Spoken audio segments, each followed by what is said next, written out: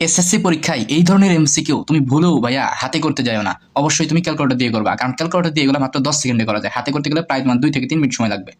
So দেখো কিভাবে করবো আমরা, সেক থিটা আছে, তাহলে কি তুলবো আমরা 1/cos তুলবো, কারণ ক্যালকুলেটরে কি সেক তোলা যায় না। সো 1 হচ্ছে কি আমাদের cos, তারপর থিটা, থিটার বদলে আমরা এক্স তুলবো, আলফা দিয়া এই এক্স চাপবো, তারপর একটা ব্র্যাকেট দিব, দিয়ে আছে কি প্লাস, সো প্লাস আমাদের কি টেন থিটা, সো 10 x তুলবো, ঠিক আছে, আলফা এক্স ইকুয়াল টু আছে, তাহলে ইকুয়াল টু আমরা কিভাবে তুলবো, এই আলফা বাটনে প্রেস করে এই ইকুয়ালে একটা চাপ দিব, তাহলে কি ইকুয়াল টু উঠবে, তারপর কত 7/2, তো তুমি 7/2 লিখবা, 7/2 বুঝছো, লিখলা। এবার হচ্ছে কি এটা সলভ করতে হবে, সলভ করি আমরা কিভাবে, এই শিফট দিয়া ক্যাল বাটনে একটা চাপ দিবা, আবারও শিফট দিয়া আবারও ক্যাল বাটনে একটা চাপ দিবা, তাহলে দেখো এই যে আমাদের একটা অ্যান্সার আসছে। সো এটা কি আমাদের থিটার মানটা, আমাদের লাগবে কি cos থিটা, সো তুমি cos তারপর অ্যান্সার চাপ দাও, তাহলেই হবে অ্যান্সার ইকুয়াল টু, তাহলে দেখো আমাদের এইটা আসছে। এখন এরকম তো আমাদের অ্যান্সারে নাই, আমাদের আছে কি ভগ্নাংশ আকারে। সো তুমি এই যে এবি ডিভাইড বাই সি এই বাটনটা আছে না, এই যে বাটনটা, এই বাটনে একটা চাপ দাও, তাহলে দেখো কত আমাদের 28/53।